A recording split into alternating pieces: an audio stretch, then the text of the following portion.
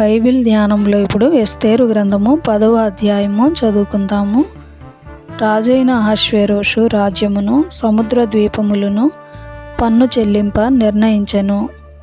Mordecai యొక్క బలమును గూర్చియు అతడు సామర్థ్యము చేత చేసిన కార్యములన్నిటిని గూర్చియు రాజు అతనిని ఘనపరిచిన సంగతిని గూర్చియు మాదీయుల యొక్కయు పారసీకుల యొక్కయు రాజ్య సమాచార గ్రంథమందు రాయబడి ఉన్నది.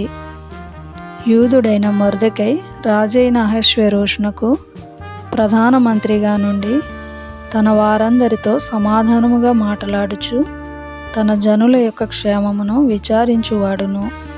యూదులలో గొప్పవాడునే తన దేశస్థులలో చాలామందికి ఇష్టుడుగా ఉండెను.